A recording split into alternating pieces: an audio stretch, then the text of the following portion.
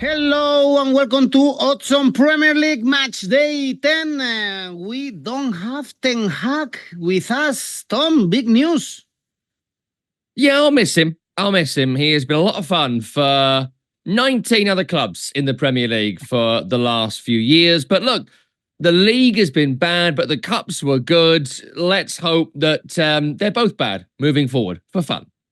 Well, we have City on top, suffering but winning. We saw a good show between Arsenal and Liverpool, and we have a new interim manager in Man United. Let's see if we have Ruben Amorim is arriving to Manchester. A lot to talk about in this show, so remember, guys, to stay with us. Press the like, subscribe, tell us your tips, and now let's go on with the show.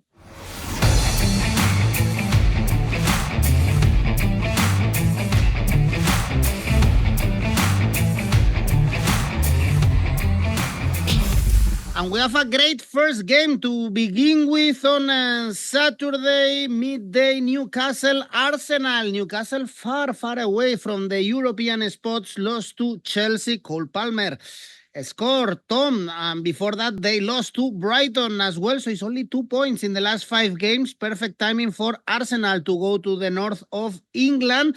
But Arsenal must win. It's never easy to go to St. James's Park. And Tom, now they are -5 with Man City.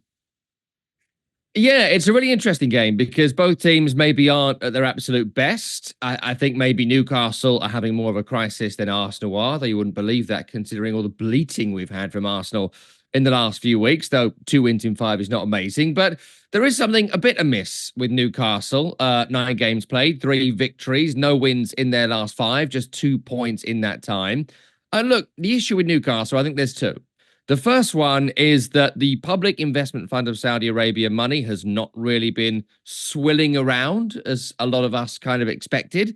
They did initially spend a decent amount of money, but then they, for whatever reason, be it profitability and sustainability or whatever, the money has sort of dried up.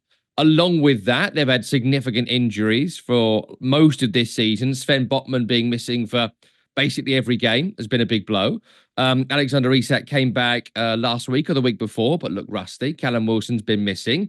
Sandro Tonali's just come back from his ban and has looked a bit rusty. Almiron doesn't look great. I mean, on and on I could go. Kieran Trippier is out. Anthony Gordon missed last week. So loads of bleating about Arsenal's injury crisis. It's Newcastle that have had a real one. And of course, last season, they had so many players out for such a long time. They were playing people like Lewis Miley and 1 or 2 other teenagers in midfield. So there are issues there for Newcastle that I just don't know how they solve them at the moment. Nothing is working cohesively. The midfield isn't winning on the power battle like it used to.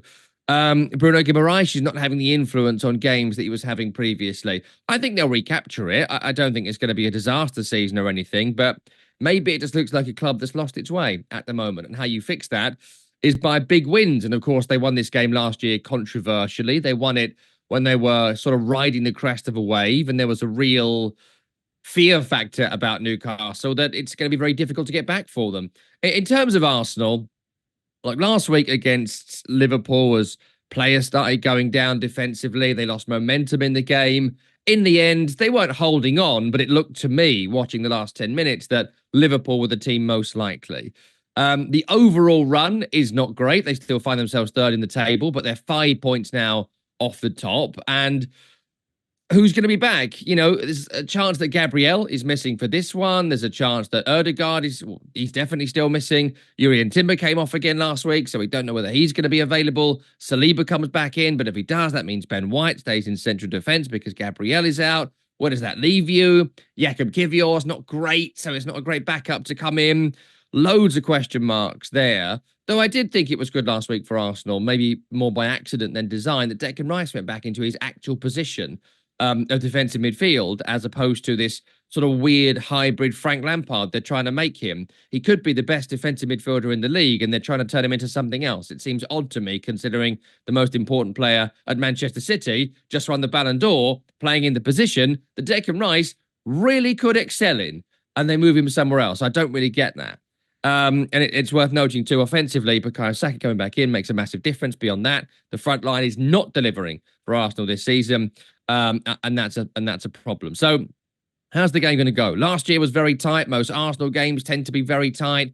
A lot of Newcastle games this season have been really tight. They're averaging a goal a game, conceding just over a goal a game. So under is what I'm looking for here. Firstly, I wouldn't discount the draw, so certainly have a look at it. But I think Arsenal will just pip this, considering the issues Newcastle have had and the necessity for Arsenal to win it. Plus, it's worth noting, before Bournemouth, their away record had been staggering. And if you look at just this season, it's 1 defeat in 4. That is pretty good numbers. It's in the top 6 or 7 in terms of away results this season. They were the first or second best away team last season. So Arsenal under 3.5 goals in this match. Really conservative bet this. That brings you in at 2.75. Under 2.5 goals in the match. That's 1-0 or 2-0 to Arsenal. I really fancy that. That's 4.5. So top tip, go conservative, but under 2.5 is real nice. Under 2.5 is 2 right now, so really good odds if you are backing a low-scoring game. Next one, interesting one, Bournemouth, Man City, because Man City right now, they are winning, I'm not sure if suffering, but only with 1 goal margin against Southampton, against Wolves. Against Wolves, for sure, they suffered. They lost midweek game in the Carabao Cup against Tottenham. You mentioned Rodri Ballon d'Or, but he's not around, of course. And it's not easy to go to Bournemouth. They are in great form. They were able to draw against Aston Villa, as you also said. And very recently, they beat Arsenal at home. So this could be a dangerous game for Guardiola's men. Yeah, right now, Bournemouth away, one of the toughest trips in the Premier League, I think. They have looked surprisingly defensively sound. That is not something I would have expected from the quality of the players on paper, but that's credit to the players themselves for being better than someone like me would expect, or their stats would expect. And of course, Andoni Iraola, who has proven himself following a disastrous opening, 12 games last season, as a really effective coach. This squad has bought into him and his management team. There's no denying that. I still think, though, that they need to find the right balance in central midfield. Alex Scott injured again. He is missing. That leaves you Ryan Christie. It leaves you maybe Tyler Adams, who made a comeback from a long injury last week. I think he hadn't played since Copa America. And he came on last week. I think he'd be a brilliant player for Bournemouth, but we need to see him fit for longer. The balance of central defence has looked good. I think Marcos Senesi has been a real surprise for me. Zabani was great last season. I think people are really taking note of how good he's been this campaign. And up front, Evan Nilsson scored the leveller at Aston Villa. So it's all just coming together for Bournemouth, which is fantastic. The trouble is Man City, despite a couple of stumbles, a couple of issues in terms of performance, the Carabao Cup loss that you mentioned, they're still finding ways to win. Like they should have beaten Southampton 3 or 4-0 last week. I don't expect Erling Haaland to have 8 chances and score 1 goal this week. That was a real upsetter last week for a lot of us, because they should have won that more comfortably, but they never really looked like conceding. They were always going to win the match. They're in cruise control. I don't think this one will be cruise control, but it's still Manchester City. They still haven't lost a game all season. They've still got a goal difference of +11. They've still scored 20. It's only 2 draws, and they came back-to-back, and that was against Arsenal away at Newcastle. You know, there's no way I'm going to bet against Man City, so how do you make some money? I actually think, weirdly, you look at the under here, and you look at the under because something has been missing. And, of course, that thing is Rodri, and that's led to, I don't know if it's a more conservative approach or whether they just don't look like they're well linked together, or whether Haaland is missing more chances, and that's the only story here.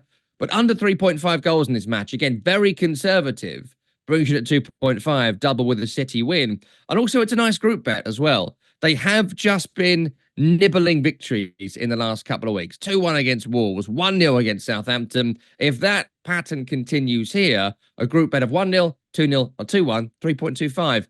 Maybe take a conservative City win here, which is weird. Was it fair, the Ballon d'Or, in your opinion, to Rodri? Yeah, I mean, I honestly struggle to care about the Ballon d'Or. I think Rodri has been phenomenal. And it's like an in-house industry award. Like finding out somebody won best computer programmer at your work. Like, good for you. I don't know. If Vinny Jr. won it, would have been great. If Rodri has won it, which he has, fantastic. If Bellingham had won it, great. You know, whatever. Who cares? I don't care as well about the individual prizes in collective sports like football. Well, next game is which Leicester City. Leicester were smashed by Man United in the Carabao Cup, and the most important thing is that they lost to Nottingham Forest 1-3. We saw Vardy scoring again, but in the last game they beat Southampton 3-2 away. Remember, they had to come back from a 2-0 defeat, and this is a massive game for the relegation because Leicester right now are 5 points away from Ipswich Town. So if they win, here is a massive step forward to stay in the Premier League. Still early days, but this is an important game. Huge game. It's a huge game in that context because these two are going to be in the bottom 5 at the end of this season. No question, no doubt, 100%. The order of that bottom 5 is going to be decided by the teams playing each other.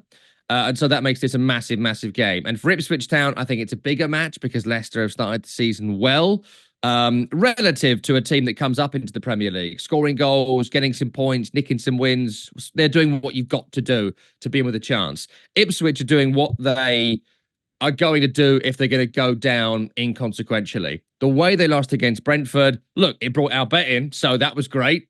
We went for the over and we went for a Brentford win, so, you know, fantastic. But the way they lost it would have hurt. I think 𝐿𝐭𝐴 and Burgess at centre-half were atrocious. I think Clark at fullback, who scored an own goal, gave a penalty away and got sent off, gave an all-time bad performance in the Premier League, and him being suspended might do them a favour, but he's not got the required quality. Calvin Phillips is a passenger in games, but they can score goals. Smodic scored last week. Hurst scored last week, who got the nod up front. I think 𝗛𝗏𝗏 came on last week and played well and scored the late goal. So they have goals in them, and that is a positive. I know 9 goals in 9 games is not great, but I do think they will score more than a goal per game moving forward because they have goals in the team. So there's a positive there. In terms of Leicester City, it's still built around Jamie Vardy. I know there's 1 or 2 other performers that have done well for Leicester this season. 𝐷𝗲𝗏, since coming in, has had a really positive impact. I think Harry Winks has looked good. I don't really go in for all this Winks for England nonsense, but I do think he's been a smart and shrewd signing last couple of seasons for Leicester. Buonanotte and Fatawu have done well. Again, I struggle to see defensively how they're going to keep people out, and that could potentially be a decisive factor here. So I do think both teams to score, even though the metric on Ipswich scoring doesn't suggest that. I do think that's quite a good bet here because, again, there is goals in Ipswich, I think, in the ether somewhere. And Leicester, 17 goals conceded in 9? That ain't too clever. So both teams to score, then you pick your winner. I would just shade for Leicester. I also wouldn't discount draw on both teams score as well. I think there are holes in both defences to be exploited. And you can't discount Jamie Vardy. He's just doing it. And, you know, he's not a lovable rogue because he's just such a terrible person on the field. Don't know him off the field, but on the field, he's a terrible person. And because of that, you hate him. Everyone hates him. But when he scores against other teams, it's funny. And he's doing it. 38, 39 years of age. He is going to be a linchpin of Leicester as the captain. Vardy scores and Leicester win. I like that too. We all like Jamie Vardy, 4 goals scored this season so far. Great odds to back Leicester. Somehow they are the underdog for this game. Next one, Anfield, Liverpool, Brighton. The replay 3 days after they saw each other in the Carabao Cup. Liverpool won. 𝗏𝗏𝗏𝗀 scored a brace. They see each other at Anfield, and I guess the draw against Arsenal was positive. Everything, I would say, in this season so far has been positive for Liverpool, only 1 point away from Man City, also flying in Europe, and Brighton are also doing great things, Tom, in this season, even if we didn't expect that draw against Wolverhampton. Yeah, they're just nicely motoring along, Liverpool. Nothing particularly spectacular so far, I would say, but everything has been really competent. Defensively, they look good. I'm not sure on 𝐸𝐵raHima Konaté. I know people are talking about him like, he's the perfect defender. He's the defender that Arsenal think they've got in Saliba or whatever, like, internet meme garbage. I sort of feel like he still has a mistake in him. I think there could have been a penalty last week against Arsenal. That was a rash decision, but he certainly looks more mobile than he did last year. Looks a good pairing with Van Dijk. I'm not discounting that, but if we're talking about being up there with Manchester City, maybe that could be a problem moving forward. It's also worth noting Andy Robertson has not looked great this season compared to his previous excellent form. So that might be something worth watching. Gravenberch in midfield has been amazing. I think losing 𝗲𝗏 is a blow, but Darwin Núñez coming back in, he looks in good nick. And of course, Mo Salah scoring goals is an ever-present thing in the Premier League that maybe we've taken for granted. I don't know. In terms of Brighton, look, 4 victories in 9 is really, really good. 1 loss in the last 5 is really, really good. But I still don't have full confidence in them, I've got to say. And I sort of think that they will come unstuck. And I know I'm always saying that, and I've been saying that for like 4 years, and it's not sort of coming through. But, can you rely on Danny Welbeck, who's also nursing a few injuries, continuing to score? I don't know if you can. Maybe you can. I hope you can. But I don't think I would bet on it.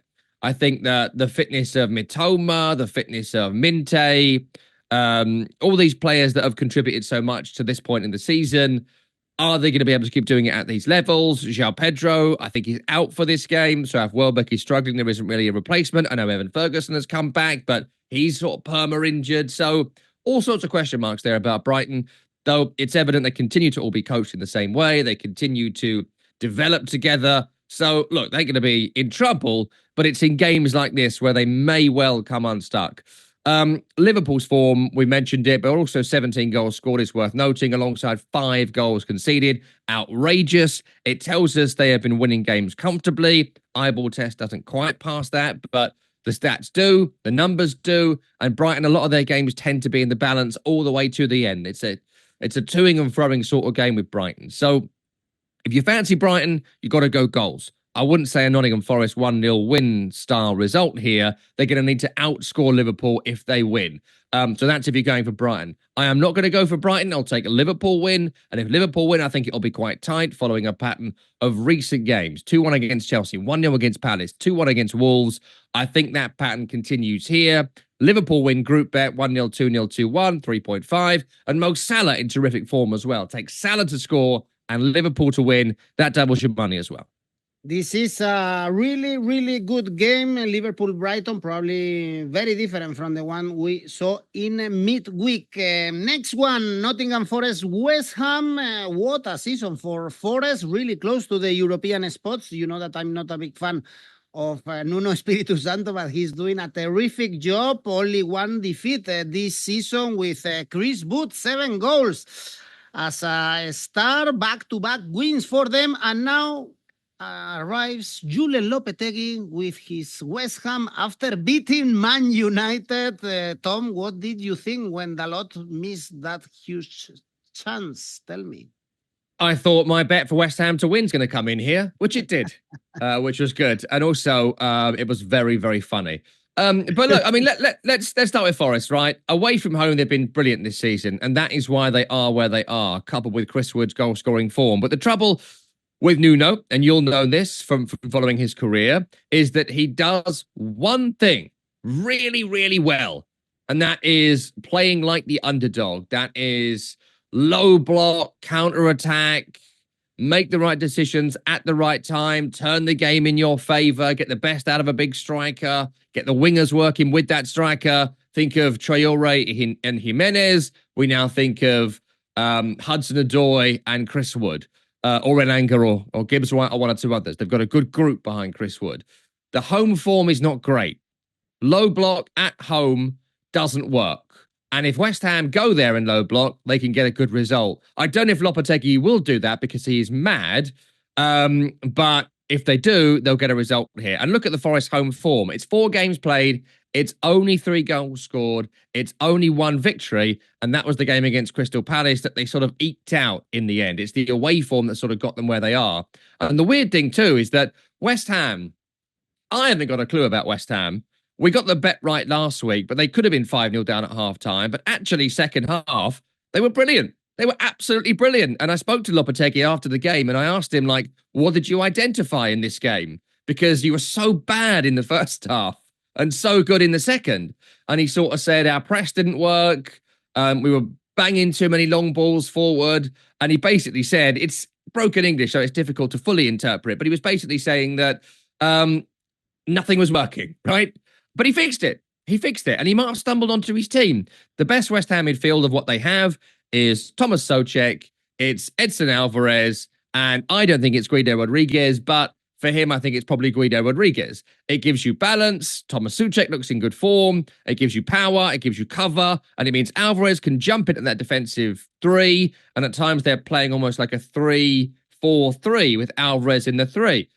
It made a bit of sense last week for West Ham for the first time. And I think with Kilman, and I think with 𝗛𝗏𝗏, and I think with Bowen, and I think with one or two others, and Somerville, West Ham have every chance of winning this game if they cannot concede the first goal. First goal is going to be absolutely crucial. And if it were me personally, as an aside, 𝐻𝐿𝐵𝐶𝐵 Paquetá, out. Go sit on the bench. He has been so appalling this season. It can't continue. I don't know if it's the personal things that are going on. Maybe he's just lost his form. You know, by rights, he shouldn't still be at West Ham. He planned to go to Manchester City. West Ham had planned to sell him to Manchester City. That's fallen through for well-known reasons. And he just looks ready for retirement, insanity as that sounds. So if he plays Paquetá, I'd probably favour Forest. If he doesn't, at least it'll be 11 against 11. Kuda's still suspended, by the way. So, look, I think the draw is the most likely outcome here, frankly, 3.4. I think low scoring is probably quite likely here as well. I mentioned the scoring form for Forest. For West Ham, it's 5 goals scored on the road and 6 conceded. Pretty decent record, 1 victory and 2 draws. But the West Ham 2 draws grabs me. The Palace draws and the the Forest draws at home in their games before Palace convinced me as well. So draw. If you go Forest, you back Chris Wood on his goal scoring form. So Wood to score and Forest to win. But I also quite like, it's going to sound weird this. I know I said first goal scored, but I just found it and thought, West Ham have got better in the second half in almost every away game. They got better against Brentford. They got better against Fulham. They got better against Palace. They got better against Man U at home, I know. But last week, West Ham to win from behind was 15. It's 14-1. And West Ham get better as the games go on. And so, I don't know, on a purely West Ham perspective, and because the bet is wild, I'm going to put a couple of quid on that, see if it comes off. I can see you are optimistic, Tom, with 𝗀𝗏𝗍𝗍 changing a little bit the direction of your West Ham. I'm sure Southampton supporters are not very optimistic about their season. The last game we have in this lot is Southampton-Everton. At least they won in the Carabao Cup. This is a massive thing for Southampton. They beat Stoke City, but in the Premier League is only 1 point, is 19 goals conceded, even if we knew that they should have lost against Man City. And we have kind of good odds to back Everton. Tom, they are the underdog, slightly underdog for this game. They are undefeated in the last 5 games. So I guess we should think that the Toffees can get something from St. Mary's. Yeah, I mean, look, we can't bet on Southampton right now, really, under any scenario. We just can't do it because they played 9 and got 1 point and lost 8 games and scored 6 goals. I would never bet on a team, whoever they are, in that sort of run. I wouldn't advise anyone watching does either. But I will just caveat by saying that it was Man City last week. It was Arsenal in that run. It was Bournemouth away in that run. And the Leicester game, you know, the way that went, it was...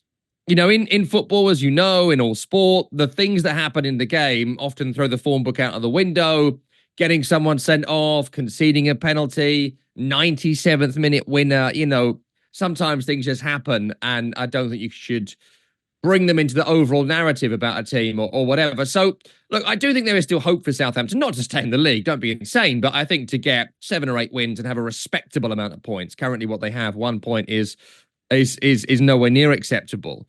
I think that the issues are still bare from the start of the season. They don't have good enough defenders in Jack Stephens and Jan Bednarek. That is not a good enough defensive pairing. Harwood Bellis was awful last week. Cameron Archer or Armstrong up front, no good. I don't know, just don't have good enough players. What are you going to do? They're going to play the way they play. They're going to try and play football around Everton, and they may well win this game, but it's not something I'll bet on. Last week, I felt very confident in Everton. Then I did the commentary of their game against Fulham, and I've got to tell you, my confidence is totally gone now. How they got a point in that game is something I spent my entire train journey home on Saturday, just sort of like continually going back to it. You know, you get a sandwich, then you go back to your empty thoughts. And the first one kept being, did they get a point there? Like, Fulham should have won that 8-0. Like, they coughed up so many chances. The performance was incoherent and lacked any sort of cohesion or organization or sort of plan. They weren't passing through midfield. They weren't holding up and knocking it long to 𝐬𝐿𝐴. A couple of times he flicked it onto Harrison, but that's about it. They were so bad. It was an awful performance from Everton. And maybe that happens when you play the Sean Dyche way, right? We've all seen these sort of physical, hoof-it managers. When it works and it's effective, no complaints from me. If it works, great. When it doesn't work, it looks absolutely atrocious. And that is how this looked. So in terms of form, we've mentioned Southampton's. Everton, 2 wins in 9 is not great. It's 3 draws in the last 5. It's 3 draws across the season. Screams draw this game, because Southampton I don't think can win, and Everton find ways not to win. So I'd take the draw at 3.5. If you go for a winner, Everton at near double your money is worth taking. Absolutely go for the under in this game. Don't see it being a goal fest. Don't see it being particularly entertaining. And you take Everton at under 2.5. That's 1-0 or 2-0. 6, 5-1. That's okay. This is a relegation 6-pointer, and so is the next game. Wolves, Crystal Palace, still Wolves without a win, only 2 points this season. But Crystal Palace, congratulations, first win of the season, surprisingly beating the Spurs. And they left even the bottom 3. The odds are very level, very high for every single outcome, Tom. Yeah, and they are, because no one knows what's going to happen here. Like, this one is a bit of a shot in the dark, because they've both underperformed what we expected this season. You know, you don't get good odds on Ipswich and Southampton and whatnot because we expect them to lose. These two, we haven't expected it. I mean, how Wolves got a point last week to ruin my bet, I absolutely do not know. I had Brighton and both teams to score. So that was really frustrating. I think probably Matt Sweefer's more frustrated than me. But there we are. I think that, look, Wolves' problems are well known. Beyond 𝐿𝐭𝐤, I don't think they have a goal scorer. I think defensively, they've gone to now 3 at the back with Totti and Bueno alongside Craig Dawson. It's not a great defensive lineup, I've got to say. That would concern me moving forward. And I think in 𝐿𝐵𝐺 and Lamina, and I think Tommy Doyle played last week, I think they've got good players, but I don't think that Gary O'Neill has quite got the balance right yet. But no, good point last week. Maybe that'll turn things around. They're not going to get relegated, Wolves. I wouldn't put anywhere near that mix, but they do need to start racking up some results and getting some wins sooner rather than later. Game 10 is not great, but again, better than nothing. In terms of Crystal Palace, I'm led to believe, I didn't see their game last night in the Carabao Cup, but 𝐵𝗲𝗍 went off injured. That could be a problem if he's missing in this game. He's not in my current list of players missing, but we know there's no Lerma, there's no França, there's no 𝗀𝗀𝗄. Chris Richards out as well. That is a problem. Good story that Mateta scored last week. So much of their brilliant run back end of last season was built around Mateta. Lacroix coming in at centre-half, coming back last week from injury. That was really important. It makes 𝗏𝗏𝗍 look better. It means they're proper centre-halves in their back 3. Holds the whole thing together. So some positives there about Crystal Palace. And this one in the end is a crapshoot, because the form tells me nothing. 1 victory between them in 18 games. What does that tell me? It's 10 points between them all season. That gives me very little. So go with your gut on this one. I personally think Wolves will win it. That comes in at double your money. I would take that. And do you know what? Even in terms of the numbers here, Palace have only scored 6 goals and Wolves have scored 12. So that makes me think that it's going to be a comfortable Wolves victory. But away from home, Palace have done well in games. If not getting the points, they've certainly been in the mix for games. So I don't think they'll get thrashed. So go Wolves. Maybe look for a group bet here, but I think Wolves to win is all I'm going to say on this one.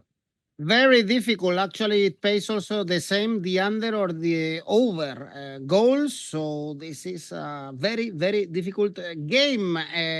Let's go to the games we have on Sunday. It's a super Sunday. Great two games. Tottenham Aston Villa is the first one. Tottenham always very difficult to predict. After beating West Ham 4-1, then they go to Selhurst Park and they lose 4 points away now from Chelsea, and at home they are very strong. You have to take this in consideration. 4 consecutive wins since they lost to Arsenal. And Aston Villa, you were completely correct when they drew with Bournemouth after playing Champions League, conceding in the very last minute. And they also lost in the Carabao Cup, but your fetish player, John Duran, scored again also in midweek.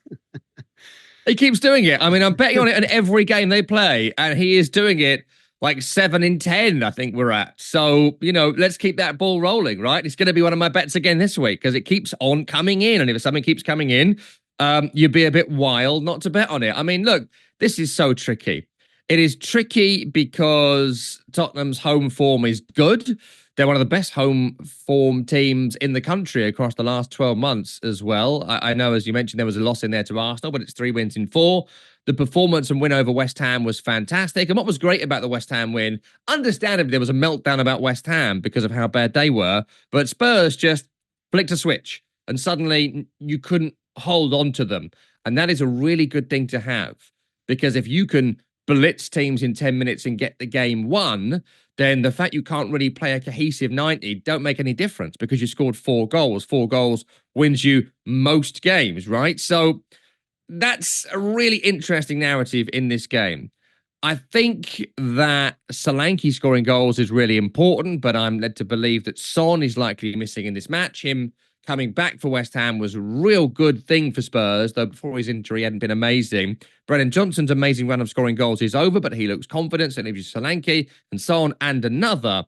And the other bit is the question, because if you don't play Maddison there, which they don't, you put Maddison in midfield. If you do that, you lose physicality in midfield. That means you've got to do Sarr and Bissouma, but he doesn't like that. He wants to bring Bentancur in. So again, that leaves you one of those 2 players. And if you only have one of them, you're going to lose the physical battle against Aston Villa. Morgan Rogers is a monster in midfield. He will nudge you off the ball. He will elbow you off the ball. He will breeze past you like you weren't even there. John McGinn being fit again brings that tenacity in central midfield.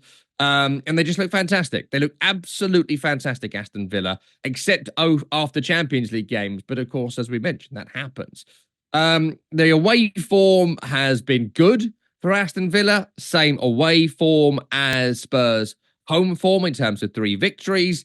Ollie Watkins scoring goals, John Duran scoring late goals, maybe defensively 1 or 2 question marks, trying to get that balance right, Aston Villa. But I'm led to believe it's almost a full house of fit players for Unai Emery in this particular game. So that's really good. Getting knocked out of the Carabao Cup in midweek, I don't think will be a big factor in this game. Of course, they both played in midweek as well, with Spurs beating City. So I actually think here the odds are fascinating.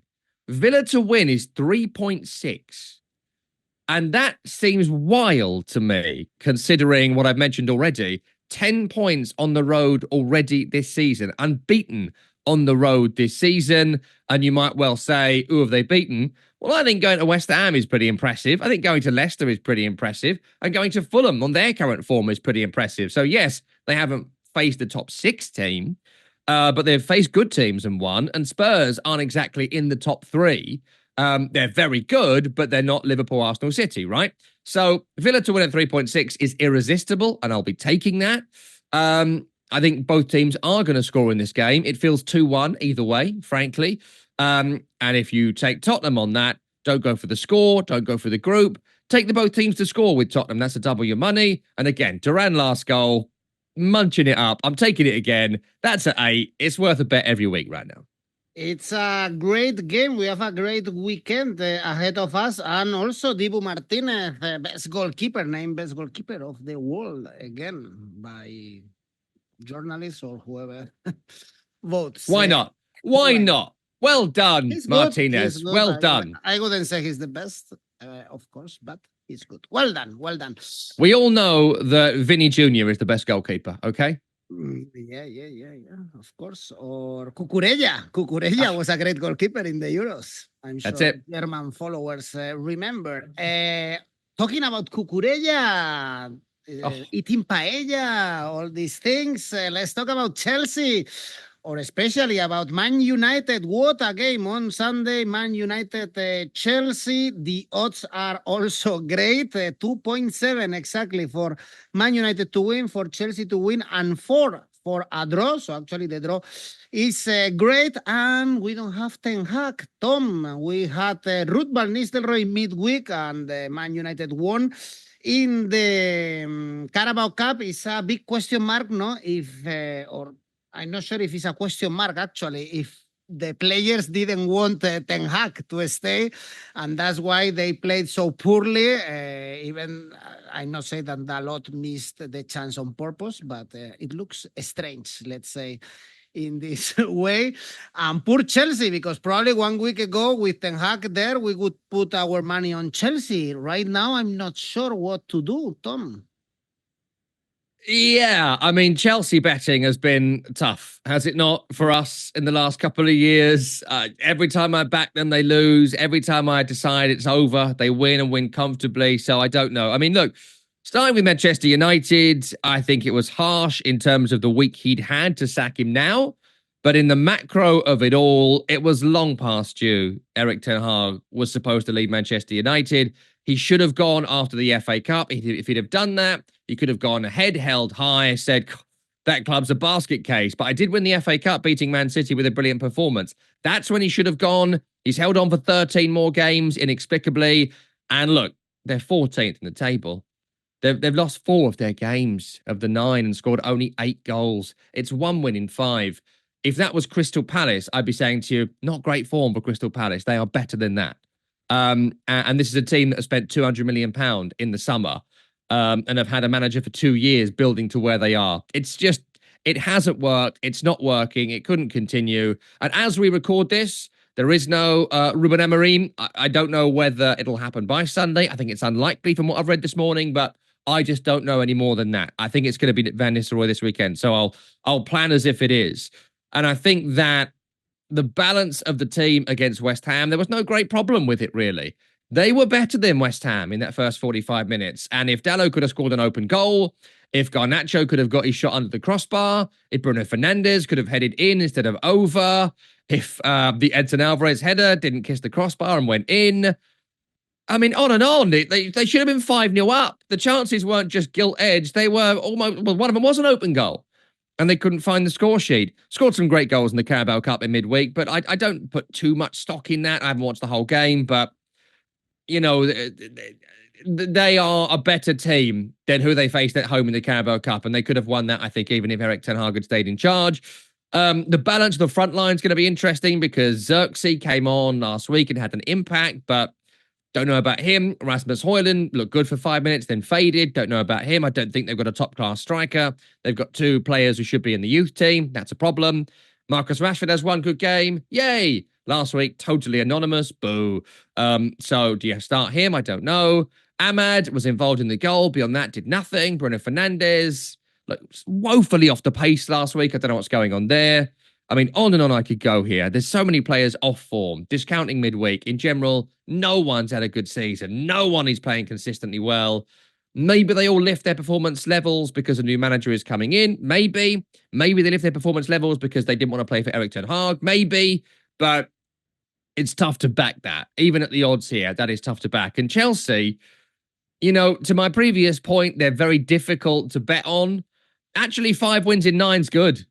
5 wins, 2 draws.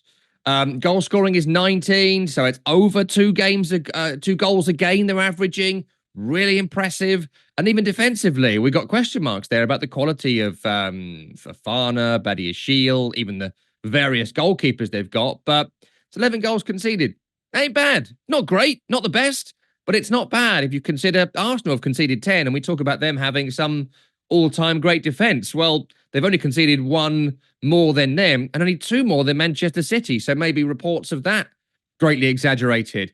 I don't think Chelsea are in the title race, But I do think if I was picking anyone to finish fourth right now, it would be them. And I wouldn't be surprised to see a battle for third between them and Arsenal this season, with the title race being Liverpool-Man City, the way it's shaken up in the first quarter. We'll see, but I wouldn't be surprised at that.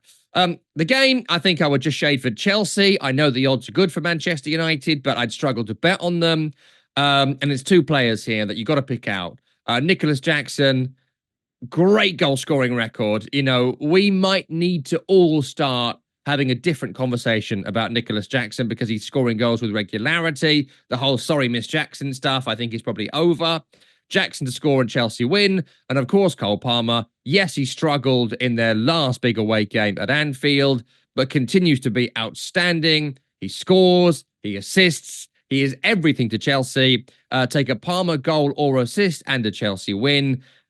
And if you're going to pick out a scoreline, go for a conservative group of 1-0, 2-0, 2-1 to Chelsea at 4.5. I know Man U on its own is nice, and that might be worth a flutter, but my gut tells me Chelsea, the form tells me Chelsea, and so I'm sticking with that. Blue. Cole Palmer, no? And Miss Jackson is the couple up front. 7 goals for Palmer, 6 for Jackson. Great game, this one. Man United won the last 2 meetings at Old Trafford. And remember, we had a thrilling last time these teams met in Stamford Bridge. It was a 4-3 for the Blues. Great game. This one, we have a great weekend. I love the odds also. Really, really high odds. Then some people are questioning why you are not always correct. I wish I was that correct with these odds.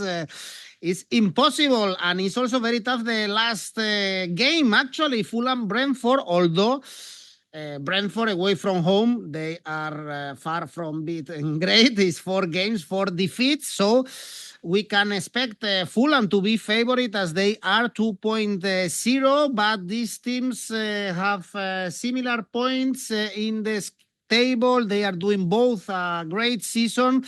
I wouldn't discard also the draw, Tom, in these kind of games. No, I wouldn't discard it at all. And I think it's a very likely outcome here because at some point, Brentford are going to start picking up points away from home. It's wild. They're the best team at home in the Premier League this season. They are better at home than City and Arsenal in terms of not just victories, but also goals scored. They have scored more goals at home than anybody. Incredible. Away from home, nothing. It doesn't make any sense, right? But away from home, they have got no points. Only 3 goals scored. And yes, you could say they've had tough away games. Sure, they're all tough away games. You know, some tougher than others, but nowhere near good enough. So it's a bit incredible, really, that Brentford could be on that sort of run. Plus, they're not scoring goals away from home at the same rate as well. For Fulham, maybe should have beaten Aston Villa. Certainly shouldn't have lost that game, I don't think. But those are the fine margins of the Premier League. I think they were great last week against Everton, but couldn't get the win.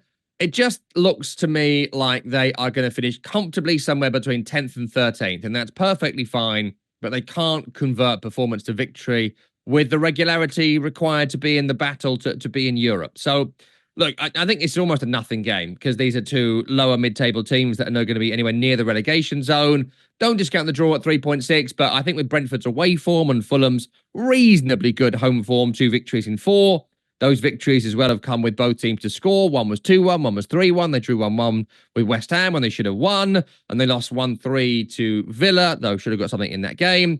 I would suggest here, look at a couple of group bets. Fulham 1-0, 2-0 and 2-1 is 3.5. Really high considering the likeliness of that outcome. And if you're feeling more brave, Fulham to win 3-0, 3-1 or 3-2 is 7. I just think both teams score, Fulham win and keep it under 3.5. Are you going to get dressed up for Halloween, Tom? No, because I'm not American, so I'm not doing that. Though I will be making pumpkin pie for Harvest Festival because I'm from Britain. Ah, nice. Okay. Even in Spain now, everyone dressed up. I saw my nephews also going to school dressed up. America is taking Not for me, buddy. Not for me. Not for me as well.